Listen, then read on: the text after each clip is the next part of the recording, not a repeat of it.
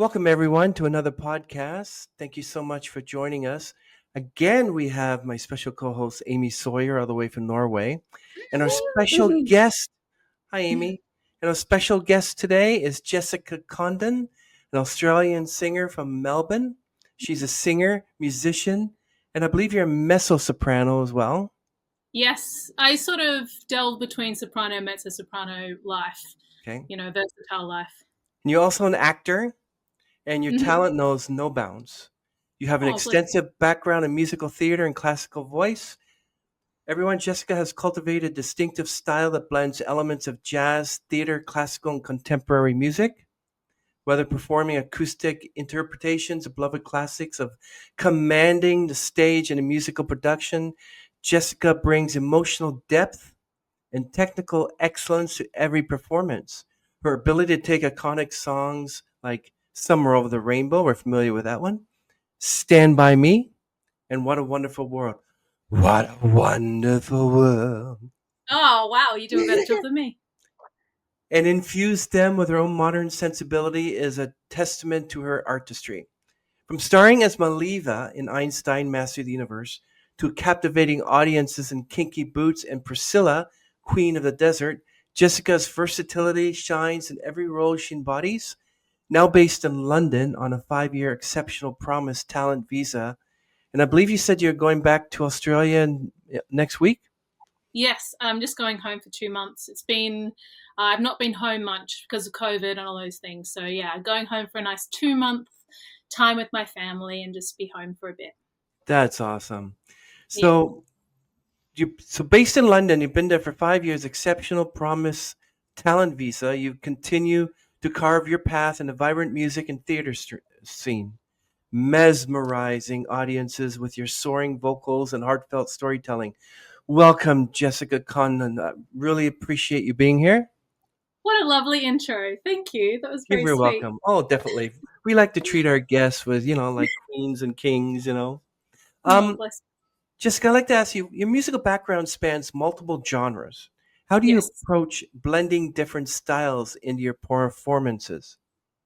I kind of think Yeah, it's been a journey for me. So I did a classical degree way back when I first left school. Then I decided I didn't really want to do just like opera, pure opera. I really wanted to do music theatre. So I went and did another degree in music theatre, which you don't need a degree to do any of these things, but I decided I needed to. So there you go.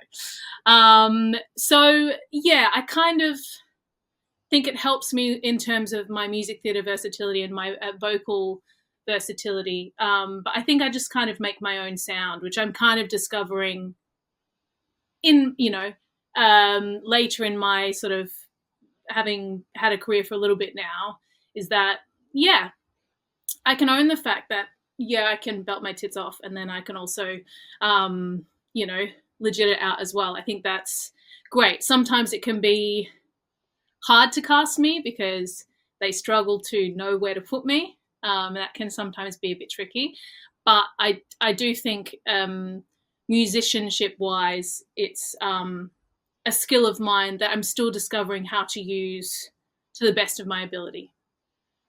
Where did you grow up? Like, what was your childhood like? And whatever made you want to get into music? It's a good question. So my none of my family are musicians or singers or anything like that. My mum is a sonographer and my dad is a science lab tech. So, but there was always music in my house, and my mum always said if they had the money when she was younger, she would have done singing lessons, and she's got a good voice. So I think they really allowed me, they drove me here, there, and everywhere. I was doing shows all the time. I was in every choir.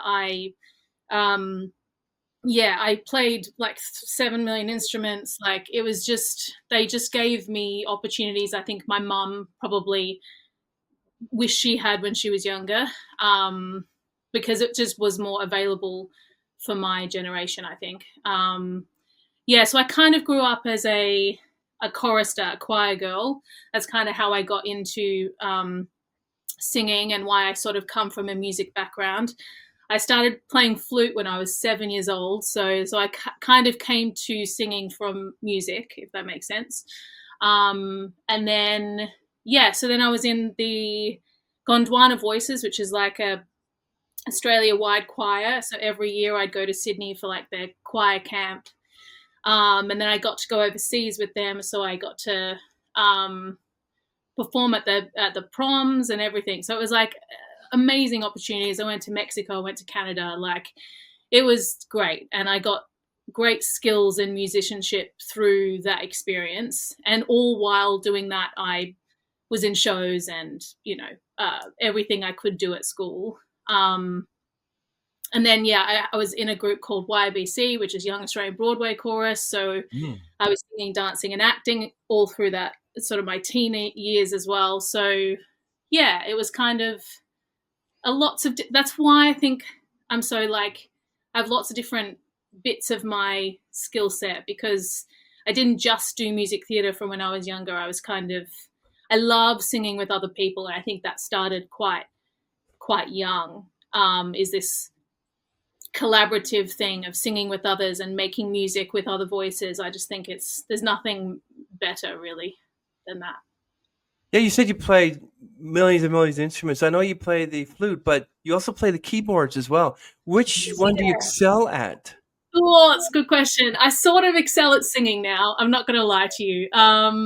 So I did get into Melbourne Uni on flute and singing, but I chose to do singing instead. So, and I don't pick it up as often as I should, which is a thing that I could be better at, is playing the flute again. But I also played the clarinet for a bit, and I play keys. But when I say keys, I mean, I'm not a Mozart. I just can like play chords and enough to teach. And I wouldn't say like, I think it's probably, if I wanted to be a musical director, I would have to work quite hard. Like when I've MD'd in the past, it's been quite vocal led. It's quite with tracks and vocals, and I am a very good vocal instructor as opposed to a piano player as such. So your vocal range is mezzo-soprano, but you excel at soprano. Which tonal range do you prefer to sing in? I think mezzo-soprano, but I did actually, when I moved to the UK, somehow my range got wider. So I can sing lower than I ever used to be able to sing. But that could be an age thing. When, the larynx does drop as you get a little bit older. But I think I like singing up there, but I don't think I have as much access to it as I did when I was younger. But I was also told when I was doing my classical degree that I was more of a dramatic soprano as opposed to a coloratura soprano. Wow. Oh, this question comes with a bit of an interesting fact. So, okay. I first came across you when you were performing with Ida. You were filling for Wendy Carr at the time, and while on their way to perform, Jasmine sent me this video of all four Jasmine, Georgie, Sarah, and Jessica, of course, but waving like this. But what was it like performing with them?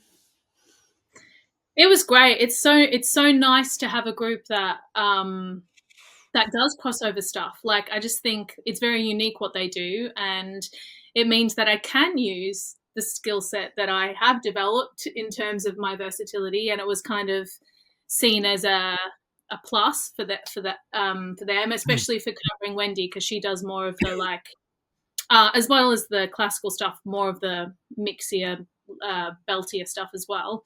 So I had a great time. That was my first gig with them from memory. I haven't had many because I auditioned for them pre-COVID, and then COVID happened. Mm-hmm. So I was auditioning for them as like a cover on their cruise ship stuff, and then everything closed down. So it's been they're lovely humans, and since then, like, I've seen them, I catch up with them every so often. I go and do Jasmine's Kundalini activations and things like that. So like we share a sort of a love of like that sort of wellness stuff as well. So no, they're a lovely bunch to sing with. Their stuff is not easy in terms of like learning it, and in terms of it takes work to sound like a group, especially when you're the one coming in as a dep. That is the hardest thing as a dep, is like slotting into a place that wasn't originally yours. But I think learning fast is something that I've been told is a skill of mine. I've been asked to learn things like songs 24 hours before, and somehow they go in my brain. I've managed to, in my, the span of my career, discover what works for me in terms of learning and how I learn best. But yeah, it was great. I think they're wonderful humans, and it was nice to sing with them. Now, was there any trepidation for like filling in for Wendy Carr? Like you said, you love, like, they're beautiful humans and you like working with them. But does ever time then when you, Georgie Moultrie, Wendy Carr, or Jasmine Faulkner, that maybe there was like a little friction there, and you were like, I don't know if I can do this, or was it all just love and acceptance and let's do this? Let's do this. No, it is. I think it's never on the other people. I think my thing is like, I'm an excellent dep because I learn. I shouldn't say I'm a wonderful. No, but I'm good at depping because I learn things quickly. Like I work hard, and that's one of the things that I do. I'm a hard worker. But in terms of that, it means as a dep, you cannot expect perfection from yourself, because you are going into someone else's shoes, and also you never get the rehearsals that you probably need, not for the fault of the group, but just because it's usually quite a quick turnaround. Or for me, I just go, I can learn this, I'll be fine, I don't need much rehearsal. So 24 hours before that proms gig that we did was quite stressful for me, because I wanted to be good. I wanted to be of a certain standard for them. I didn't want to let the team down. I sometimes think that puts a little bit of extra stress and a little bit of extra pressure on myself, not driven from anyone else, but my own need or want to be good enough or to be of a certain standard, because I expect that of myself. But also I have to realize that if I'm depping, there is going to be an element of on the fly, and I am certainly good at being on the fly. I've been a swing before. When I was in Kinky Boots, I was a female swing. So I covered 5 different tracks, and I had to go in sometimes last minute, and it requires, you to just sort of be the best you can be in that time frame. But the girls were really supportive. We stayed overnight the night before, and I remember, I think I was in a room with Jasmine, and I had my headphones in trying to like go over things, and I think she was really supportive in that moment as well. Like, it was quite late at night, and I think it was sort of an understanding that Jess just needs support in the next 24 hours, because it had been the first time I'd sung with them.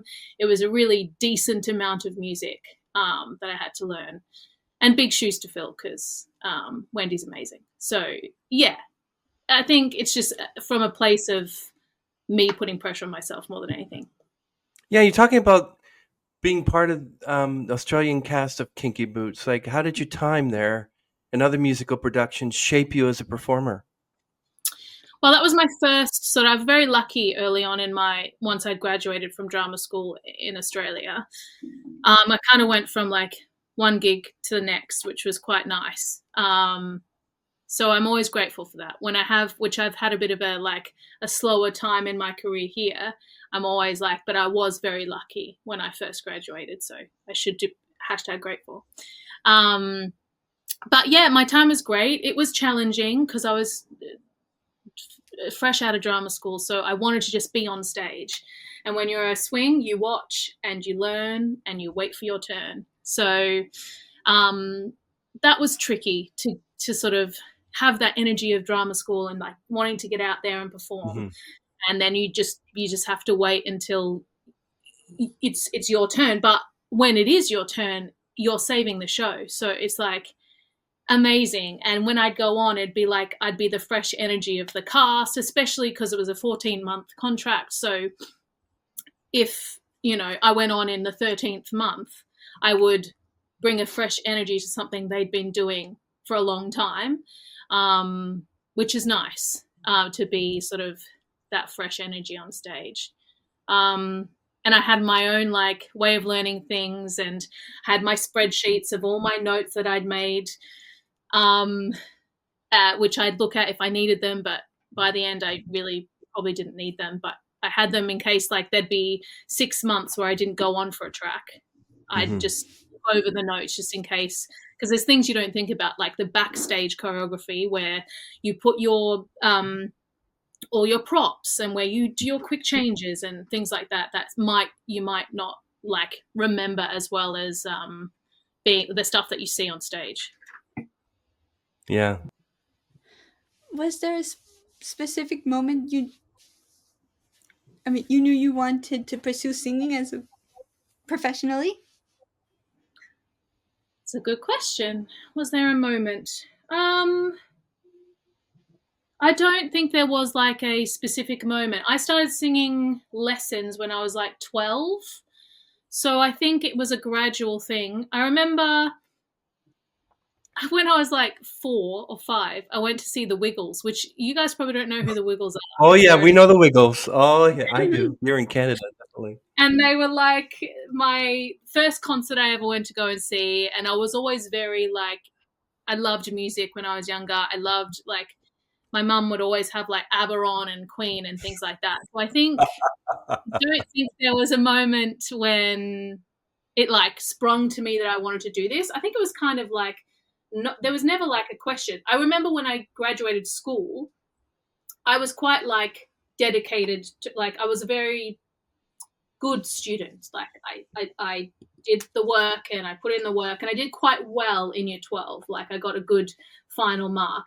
And I remember my mum jokingly like turning to me and going, "You sure you don't want to be a lawyer?" Like as a joke, because it was just known that like this is what I wanted to do. I literally auditioned for like 12 different music programs like when I wanted to go to school, because I just wanted all the options.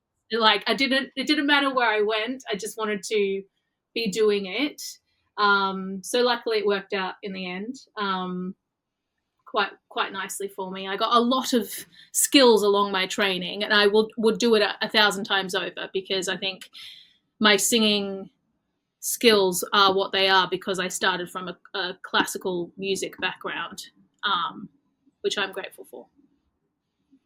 That's awesome. Oh, so who are your biggest vocal or artistic inspirations? That's a good question.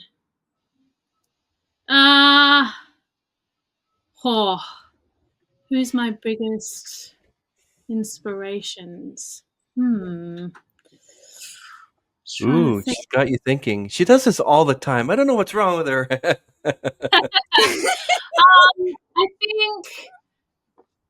I think anyone who's living in their truth. At the moment, I'm having like a bit of a moment in terms of like, what do I want to do next, and like, who do I want? Like, I actually really quite admire the Ida, Georgie, and Jasmine at the moment, because they're kind of living in their truth and kind of not apologizing for that. And I think I really like, I admire that part of what they're doing. I think in terms of like Kristen Chenoweth and things like that, she's always been like a massive. Audra McDonald, love that sound. Like I always loved those sounds, but at the moment I'm kind of in my like need for some spiritual sort of something to put me into like a next part of my sort of career and what I want to do next. So in terms of that, like I'm just sort of reading a lot of books on purpose and finding what's next, doing a lot of breath work and woo-woo stuff that is sort of inspiring me at the moment. But in terms of when I was younger, it was like, yeah, the Audra McDonald's, Kelly O'Hara. Oh my God, if Kelly O'Hara's career, if I could have her career, I'd be a happy lady. But like in terms of music theatre sound, it would be that. But at the moment, like I'm kind of discovering that I think I have more to my sound than just music theatre, and I'm sort of experimenting with what that might be. Yeah. What is your process for reinterpreting classic songs in a contemporary way? Like, do you have a specific philosophy behind your arrangements? I think what I really loved about starting my like YouTube channel and things like that, which I'm kind of experimenting with again, is just owning what my sound is. I think from a really young age, because I was doing music theatre, you're sort of trying to sound like fit in a box, and you're like, they want a mezzo soprano who can sing this and this and in this way, and you go in and you audition and you try and tick that box, and just sometimes you can tick the box and then sometimes you're just not right.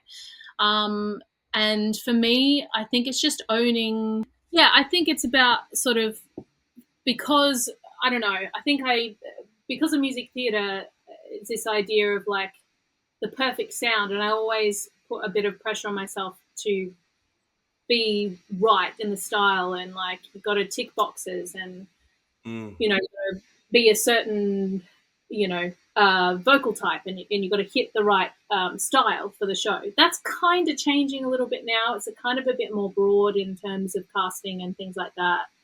And sometimes you don't know what they're looking for, so you just got to go for it. But in terms of my style and my sound, I think, yeah, embracing imperfection and sort of just knowing that I'm good enough and knowing that I've got the skills. And like sometimes I'm like, I think I could be a country singer if I wanted to be. Like, Really? I Wow. be like, because I've just got this yodel thing that I do sometimes in my voice. But then I also riff sometimes, not like crazy riffing, like, but then I also sometimes sing like soul stuff. So it's just like, I'm really trying to find my sound at the moment. Like I decided to write to a recording studio that sort of help with fostering songwriters. So as of the weekend, I've finished my first song that I've ever written. Wow.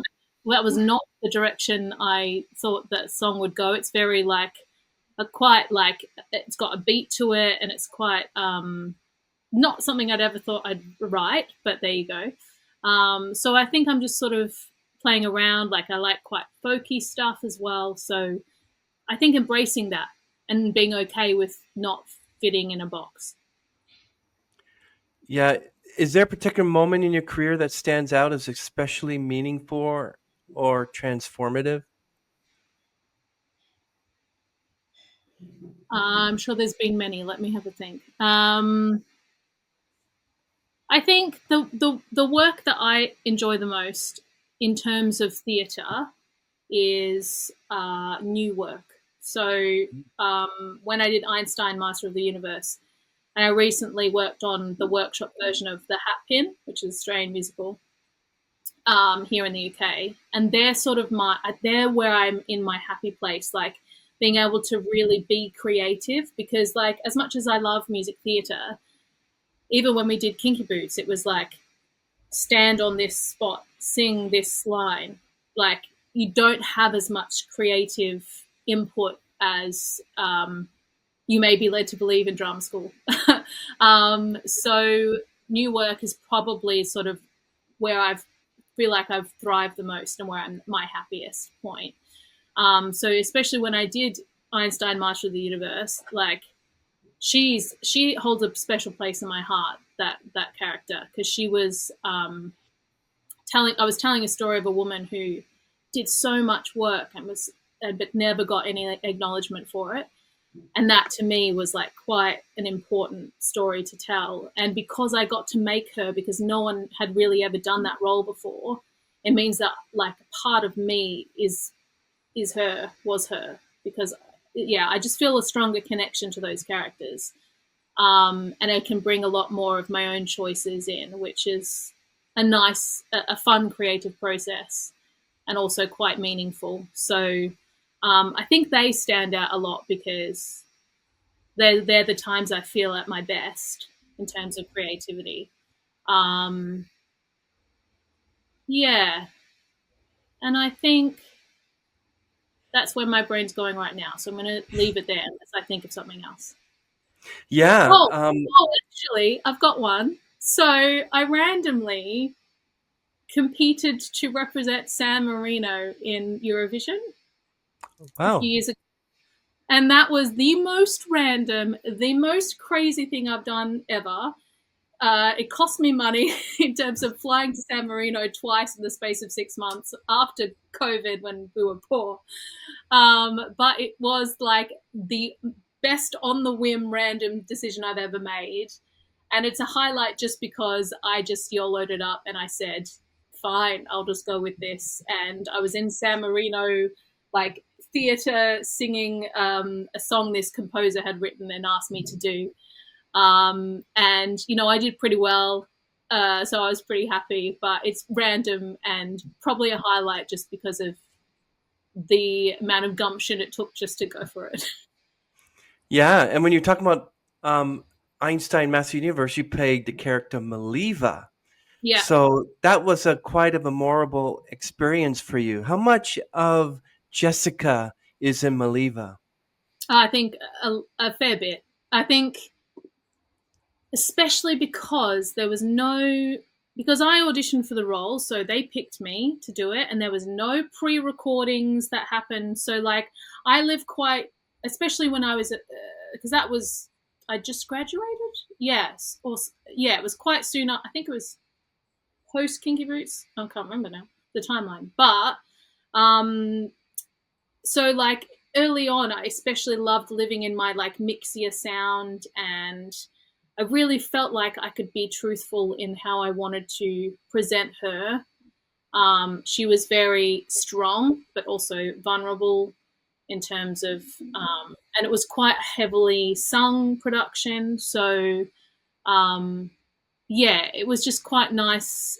I just think a lot of Jess lives in her or vice versa, because I was using my voice to tell her story.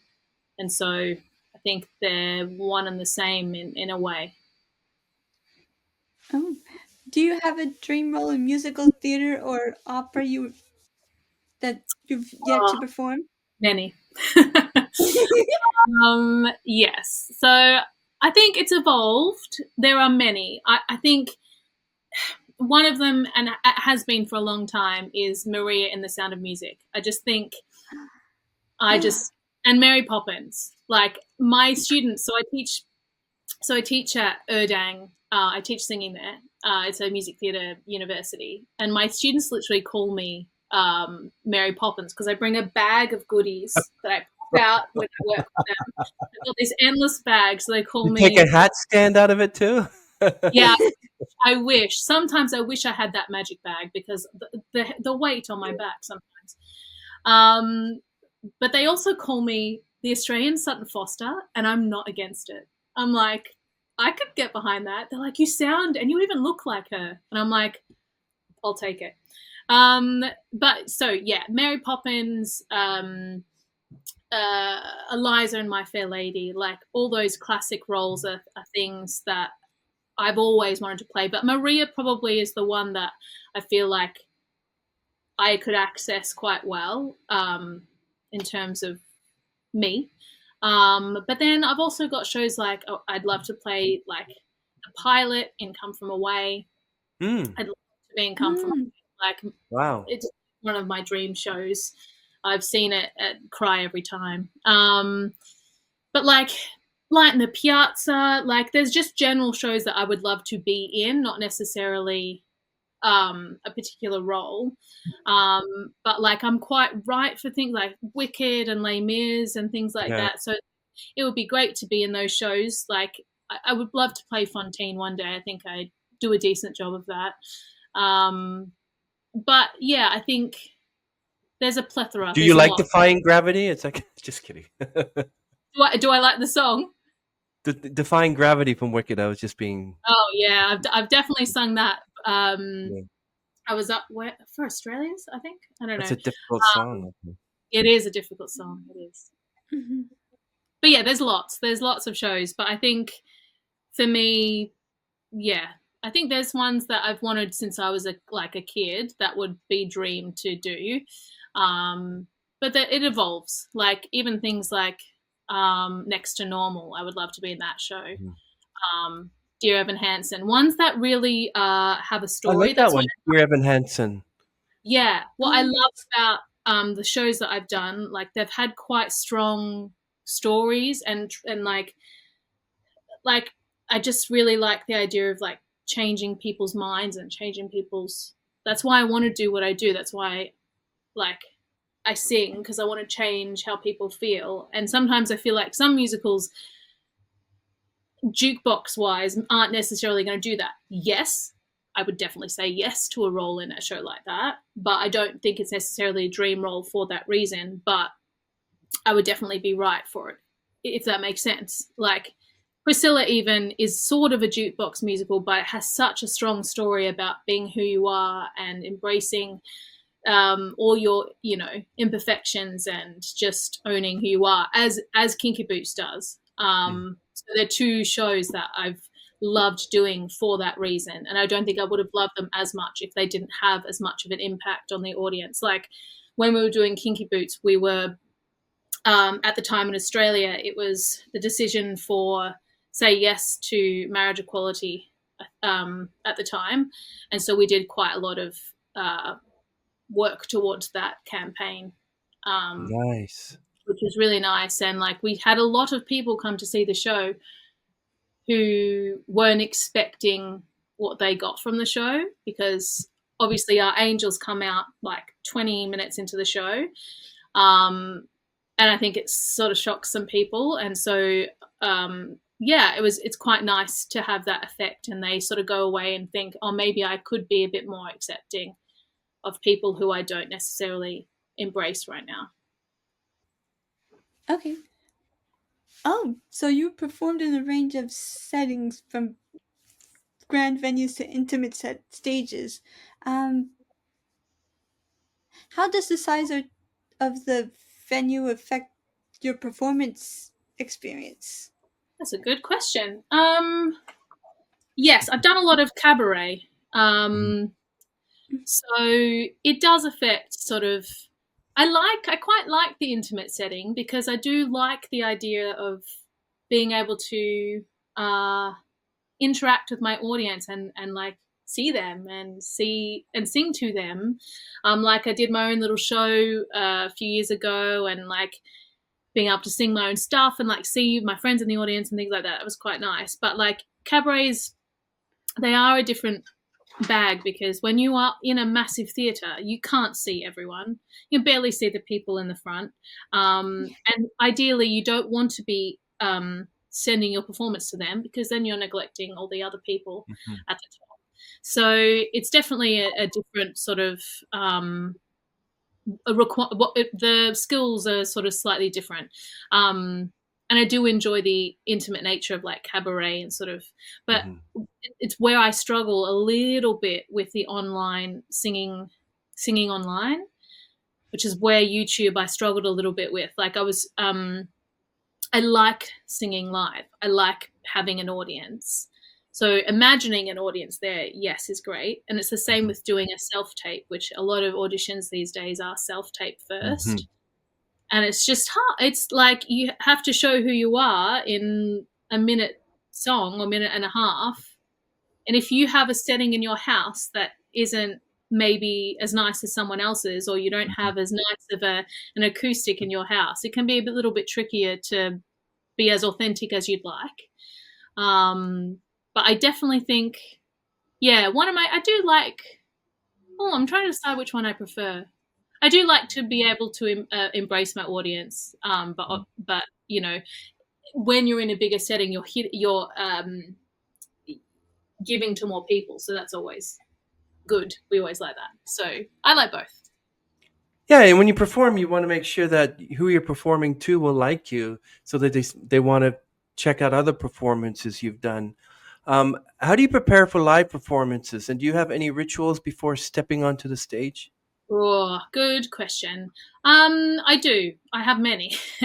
They've changed along the way. So I used to have quite an intense vocal warm up, like, because I used to think it was all about, when I was a bit younger in my career, all about the voice, which of course it is about the voice being warm. But if the body's not warm, because you sing with your whole body, so like I like to make sure that I've had, like, say if I've got an audition. Sometimes if the audition is at 9 a.m., I'm like, oh, I'm not going to be able to fit in all the stuff I want to do. Usually it's not 9 a.m., so it's okay. But like I would like to be, I am, you know, I like my morning routine in terms of like I do some breath work, I do some exercise, usually like yoga-y sort of exercise, but I used to do quite a lot of like high intensity as well to get some of that energy out, but not so much at the moment. Yeah, and I have a lot of, as I said, I shouldn't say paraphernalia, but I'm going to say it, like tools that I use. So I have like, I do a lot of stretches and stuff, but then I have TheraBands that I use to sort of activate things. I do a lot of like singing while being quite physical, things like this, because it is like once the voice is warm, it's going to be the other things, the fight or flight modes, when your body seizes up, that are going to stop from singing at your best. So a lot of my rituals, as per se, are to do with like getting in my body and connecting my voice and my body and sort of opening up my sound and connecting to my body.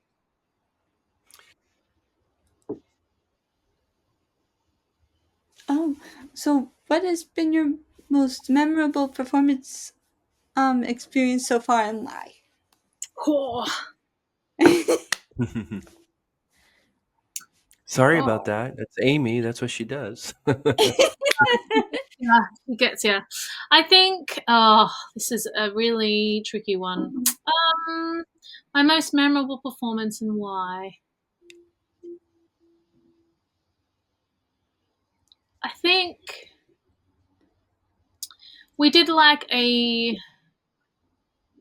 showing of the hat pin, and that was quite memorable in terms of like the first showing we did. It was very new. People like, it's quite it's about foster laws. It's quite an intense subject matter, and my character kind of has the big reveal number, and it's quite emotionally driven. And I think like the setting of the people that we had in the group, we were all like really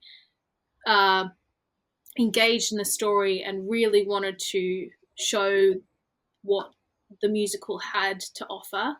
Because at that point it was the first workshop, so we were looking for people to like invest and stuff like that, to show interest. And but it wasn't really about that, but it was just about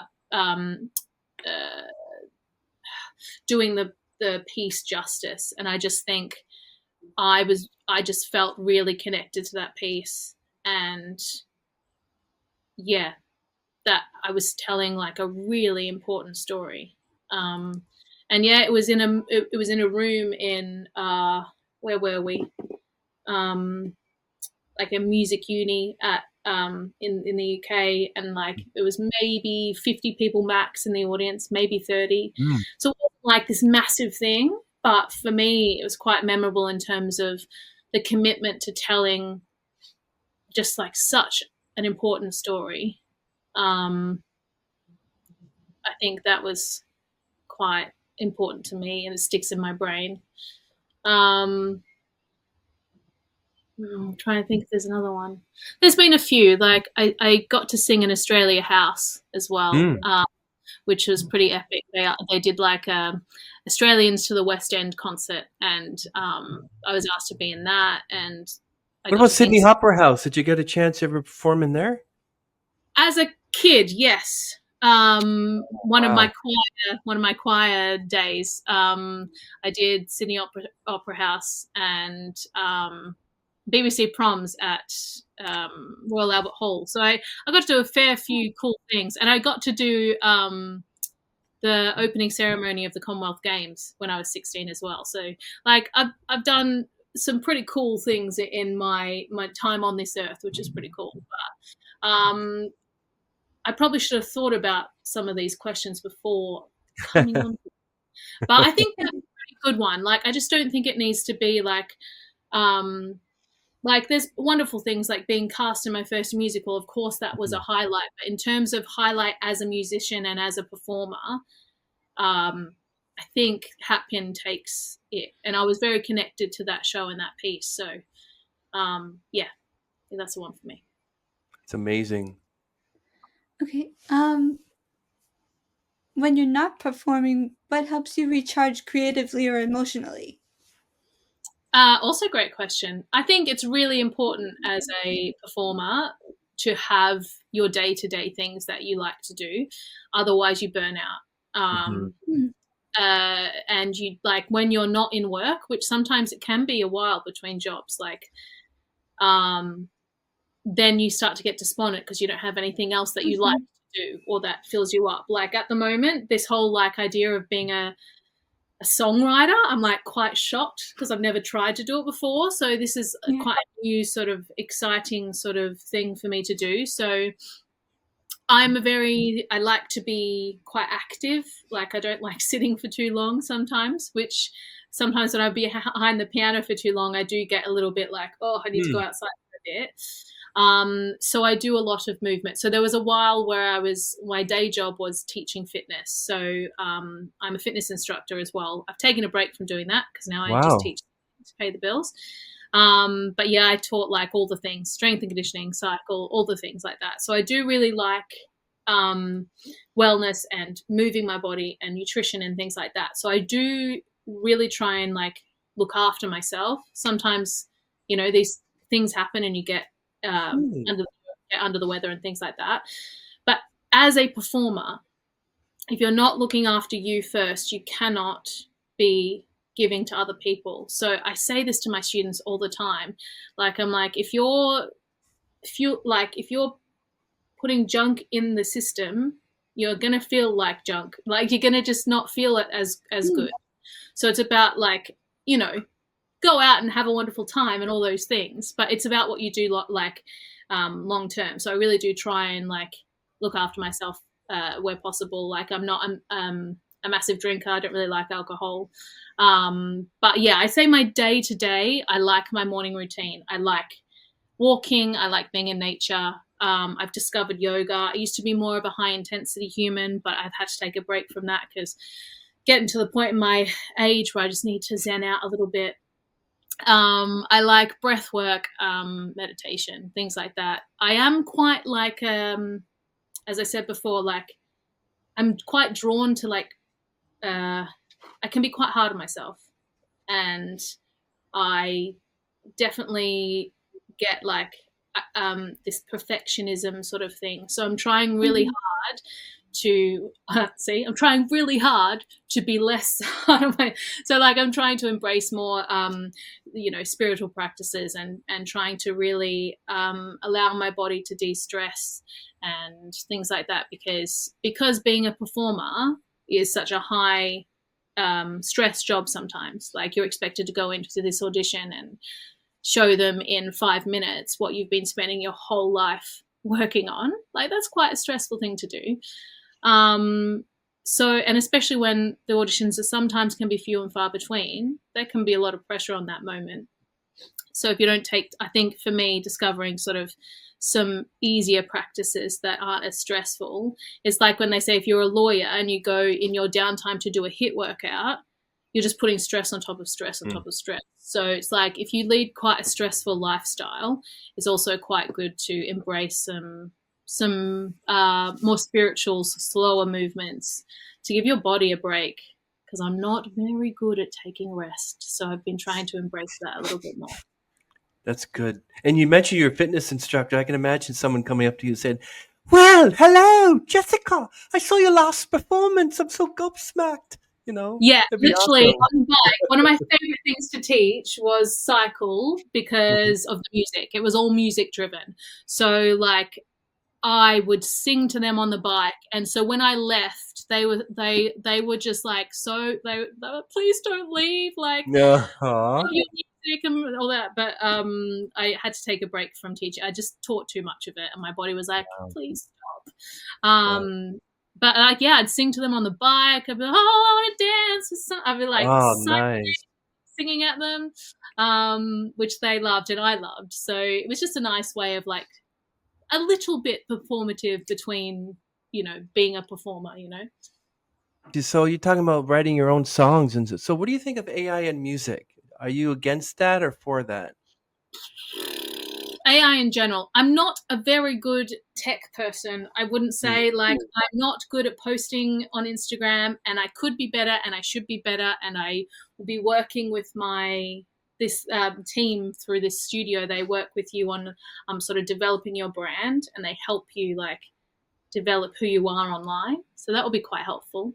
I don't know. I just think I have a friend who does he's a cartoonist and like artist, and his career is like being taken over by AI, and it's just, I think when it gets to that point, it is quite helpful at points. Like I've actually not used it for lyrics or anything. That would be a good idea.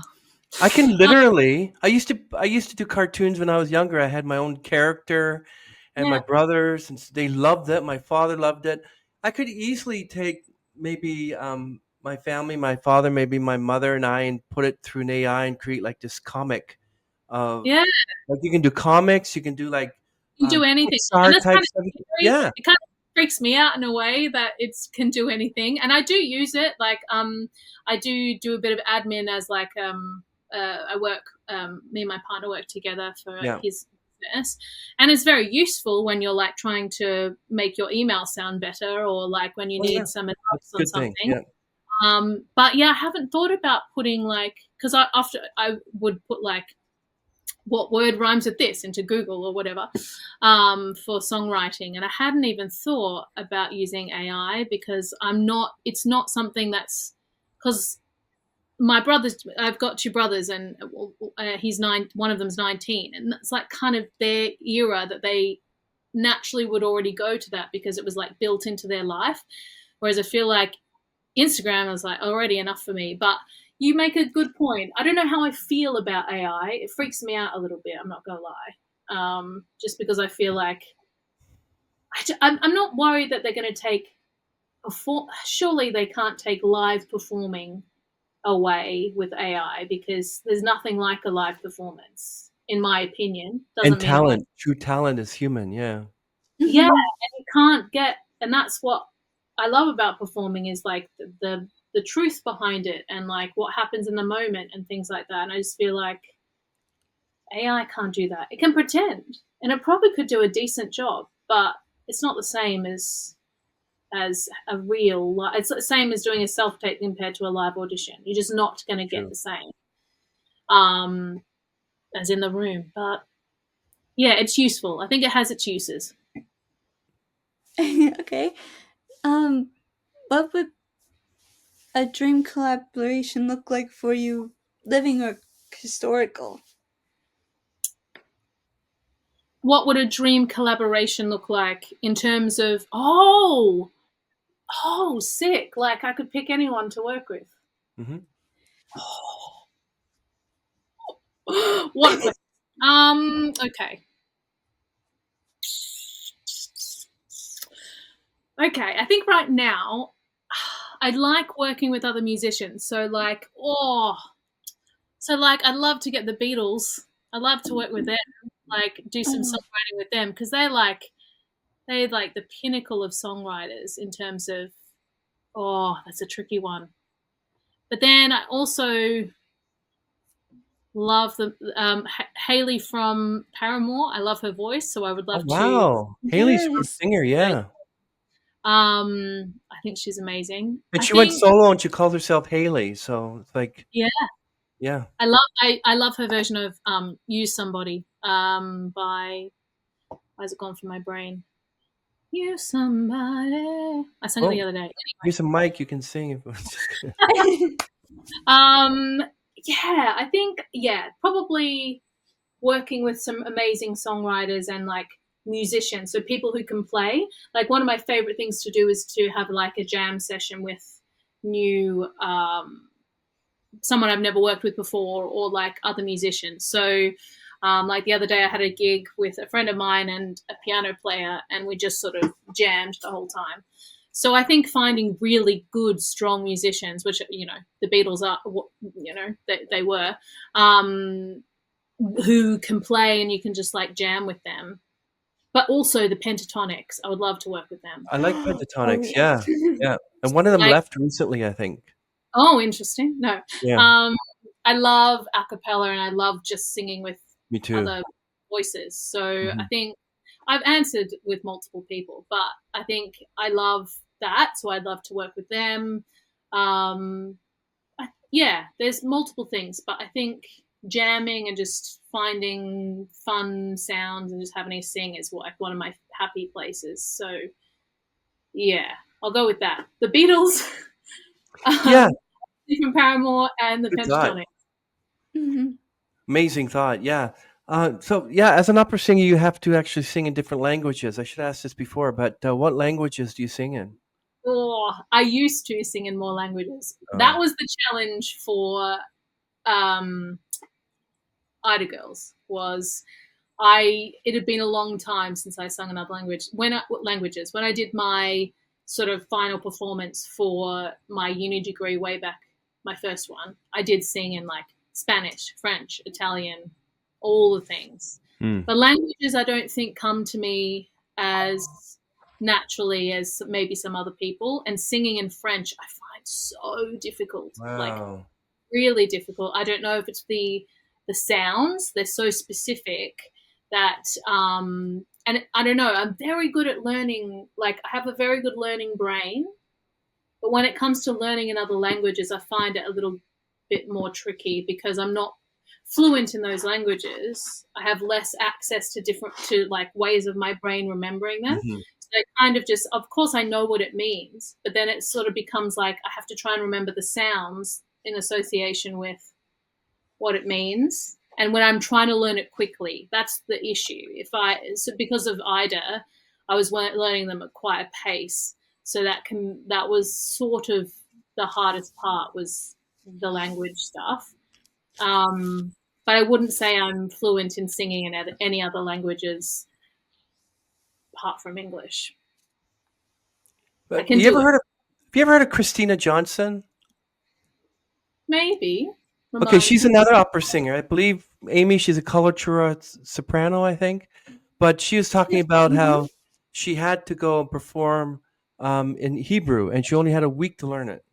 Wow, hmm that's crazy. Remember that, Amy? Yeah. It's a week really to tricky. learn Hebrew. I know. It's tricky enough to learn songs in a week in your own language. So if she smashed it, she did an amazing job. Like, it is really tricky when it's not something that you are, as practiced in doing. Yeah. It's not your own language. Yeah. So, as an artist with a unique voice such as yours, beautiful, what advice would you give to emerging musicians trying to carve their own artistic identity? I think try everything. I think go with all opportunities. Try not to. I think that's the hardest thing. Like, for a while, I was just, when I moved here, I was like, I really want to get on the West End, and like, that's my goal, right? It's a massive goal. It's like really hard. So I think acknowledging that every performance that you do is a win, and that you should say yes to. You just don't know where things are going to lead. So, like, I'm not saying I've been perfect at this. This is something that I wish I had have known earlier in my career. It's just sort of, if you feel, as long as you feel safe to do so, like, go with the opportunity. And if it doesn't go the way you want, or if it doesn't lead the direction you thought, you still got time to, there's nothing. Like, to me, I'm like, oh, should I go be a songwriter? That's like, I'm a bit old for that now. I'm like, oh, that's going to be hard for me to pursue. And maybe I'm leaving music theatre. Can I do both? And I'm like, of course you can do both. Like, why can't you do both? But I sometimes do limit myself, or I used to. I'm trying not to limit myself as much now. Because I think, we can get so hell-bent on what we want in our career, but then we don't see the other opportunities that come in that might take you somewhere else that you were meant to go in your career, that you were, Mhm. yeah, sure, you did some musicals for a while, but maybe what you were really meant to be doing is writing songs, or, you know, performing around the world on a cruise ship or whatever it is. Like, there's nothing wrong with that. It's just you need embracing that all opportunities and trying to be as positive as you can about everything. If you're performing, then you're winning because you're doing what you love every day, right? Okay. Oh, what do you think draws people to classical crossover in today's music scene? That's a good question. What do you think? I think people just want to see. I think people are a bit sick of seeing the same thing. I think people want to be, with how fast the online world is, and how easy it Mm-hmm. is to access just everything. Um, just seeing something that's a bit different and shows like such a wide skill set. So like being able to go from like belting into singing really beautiful classical in within a song, that's quite impressive. And I think people these days are easily bored. So maybe it's a thing of like, I think something that draws people's attention is something that they think is hard and they see as a really, like, I think people think singing is easy and, you know, oh, you're just a singer. It's like, oh, yeah, I'm just a singer. I did many, many years of training to do this. So showing your skills in terms of the classical crossover is good, but also people love songs that they recognize. So, Mm-hmm.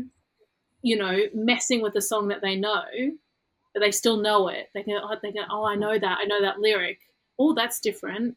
Like you're still shocking them, but in a realm of something that they sort of have heard before, Mhm. is quite good for an audience. I think. I think if you're, yeah, it hits their like, oh, I know this. I'm not going to get bored because I know this.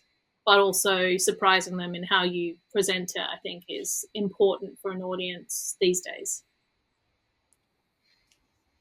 Looking ahead, is there a particular project or goal that you're especially excited about within the next year or so? I think for me, I'm quite excited about this potential songwriting stuff that I've got going on. So I've written one, and the plan is, obviously annoyingly, well, not annoyingly, I want to go to Australia. It's going to be a lovely break for me. I really quite need it for life. But coming back, I think that's going to be sort of the focus, is trying to maybe release my first song ever would be cool. And we've got sort of a demo of it, and maybe getting in the recording studio and getting that down and sort of working towards releasing that and releasing some more music. So while I'm away, I'm going to try and write a bit more. But just sort of delving into that side of things while still auditioning. Like I'm still auditioning and things like that, but I often find that I'm not old enough or to play the roles that I am being seen for. That's my common feedback, is that you don't look old enough to be a mum yet. So I will age. So as I wait to age, I will just sort of embrace maybe a bit more of this newer music stuff and sort of embracing the building my brand as a Oh unique yeah. musician performer. I think that's sort of so my aim. So keep an eye on this space. There'll be some new That's stuff. awesome. Mm-hmm. That's awesome, Jessica. We're so happy that you were on the platform, and thank you, Amy, for being my wonderful co-host again for the seventh time, I Thank believe. you for having me.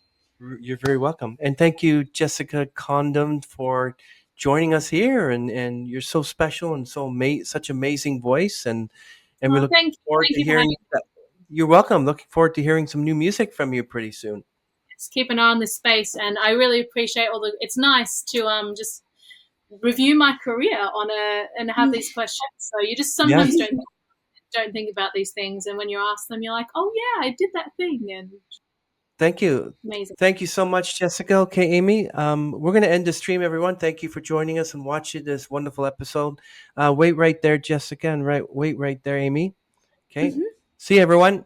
Bye. Bye. I love that.